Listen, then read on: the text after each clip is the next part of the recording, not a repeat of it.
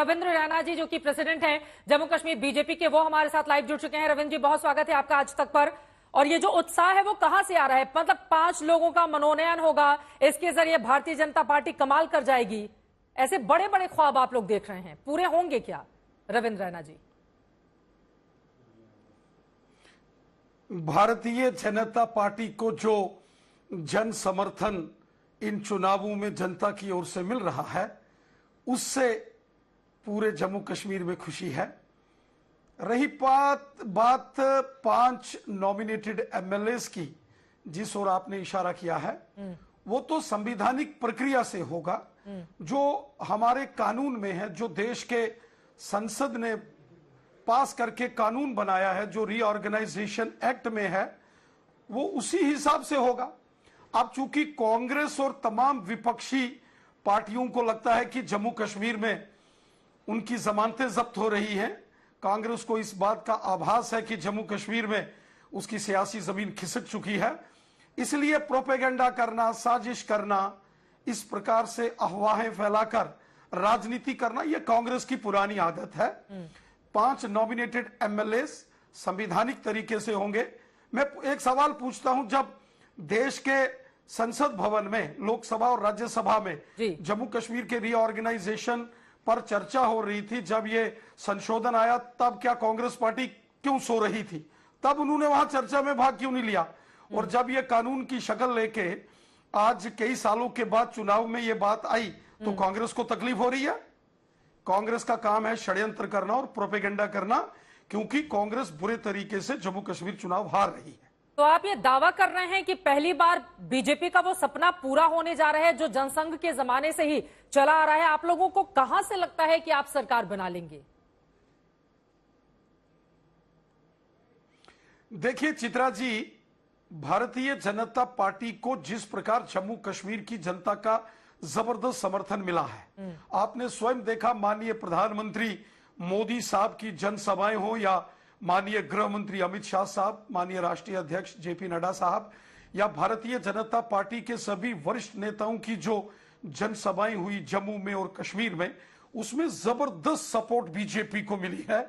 और उसका कारण है जो 10 साल में मोदी साहब ने काम किए हैं, जो जम्मू कश्मीर में अमन, शांति, खुशहाली और भाईचारा मजबूत हुआ है, जो जम्मू कश्मीर में आम लोगों को अधिकार मिले हैं, वो हिंदू हैं, मुसलमान हैं, सिख हैं, गुजर, बकरवाल, पहाड़ी कबीले के लोग हैं, जम्मू कश्मीर के हर व्यक्ति को इंसाफ मोदी साहब ने दिया है।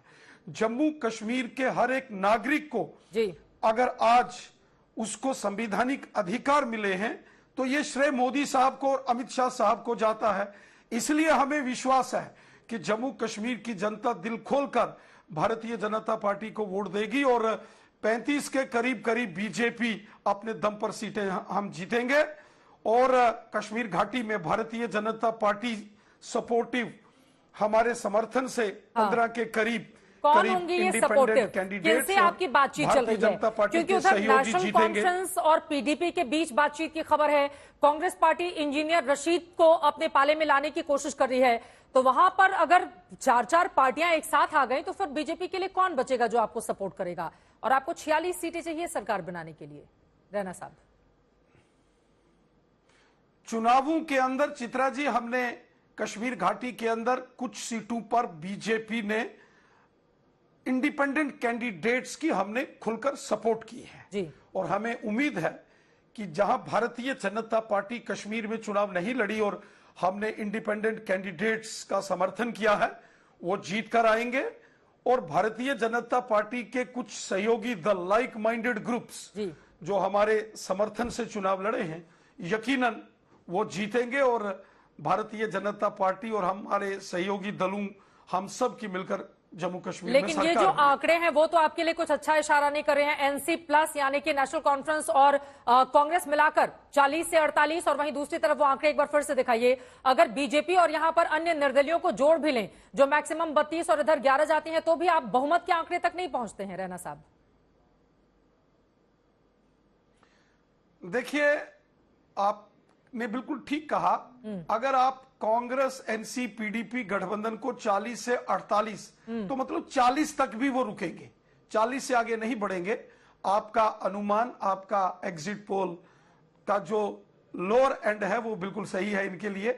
और भारतीय जनता पार्टी जिसको 32 सीटें मैक्सिमम आपने कहा है, हाँ। मुझे लगता है कि इसमें 3 सीटें हमारी ऐड हो सकती हैं, हम 35 तक जा सकते हैं। और फिर कश्मीर घाटी में बीजेपी के समर्थन से जो इंडिपेंडेंट कैंडिडेट्स हैं और कुछ ऐसे पॉलिटिकल पार्टीज जो छोटे स्मॉलर ग्रुप्स हैं, हाँ। उनके साथ मिलकर हम जम्मू कश्मीर में सरकार बनाने की स्थिति लेकिन में अगर होंगे। आप ही की बातों को मैं आगे बढ़ाऊं, विनोद अग्निहोत्री जी भी सवाल पूछना चाह रहे हैं, लेकिन अगर आप ही की मैं बात करूं, नेशनल कॉन्फ्रेंस, कांग्रेस मिलकर वो सबसे बड़ा दल हो रहे हैं और बीजेपी तो बहुत पीछे चली जा रही है। ऐसे में तो सबसे बड़े दल को ही सरकार बनाने का मौका मिलना चाहिए। इस सवाल का जवाब भी विनोद जी भी आपसे सवाल पूछना चाहते हैं, स्टूडियो में हमारे साथ हैं विनोद जी। रैना साहब नमस्कार। जो एग्जिट पोल की जो दिशा है वो कांग्रेस और एनसी के गठबंधन को आगे दिखा रही है और उनको बहुमत मिल भी सकता है या एक आध सीट पीछे भी रह सकते हैं। लेकिन ये बताइए आप कि भारतीय जनता पार्टी ने 370 जैसा ऐतिहासिक काम किया और उस पर भरोसा भी है कि उसके बाद बहुत विकास का काम हुआ कश्मीर में, जम्मू कश्मीर में सारा अभी आपने बताया कि किस तरह से अधिकार दिए गए। उसके बावजूद पार्टी कश्मीर में पूरी सीटों पर चुनाव क्यों नहीं लड़ सकी? इसकी क्या वजह है? क्या आपको कॉन्फिडेंस नहीं था वहां पर कि जब इतना सारा काम हुआ है तो लोग, आप कश्मीर घाटी के लोग आपको वोट देंगे? पत्थरबाजी भी रुकी है, रहना सब रुका है। हाँ। जी देखिए विनोद जी, कश्मीर घाटी के अंदर बहुत जबरदस्त परिवर्तन मोदी सरकार के दौरान हुआ है। चित्रा जी ने ठीक कहा, एक जमाना होता था जब कश्मीर घाटी में पत्थरबाजी होती थी, हड़तालों के कैलेंडर निकलते थे, बाजारों में जो है सुनसान बाजार होते थे, सड़कों पर किसी प्रकार की कोई आवाजाही नहीं होती थी, हर तरफ बम, बंदूक, पिस्तौल, गोलियों और ग्रेनेडों का शोर होता था। बहुत मुश्किल दौर कश्मीर ने देखा है, हम सब ने उस दौर के हम गवाह हैं। और आज वही कश्मीर है कि वहां G20 का सम्मेलन होता है, वही कश्मीर है जहां क्या रहती है। रैना साहब माफी के साथ आपको रोकना चाहूंगी क्योंकि वक्त हमें इतने की इजाजत देता है।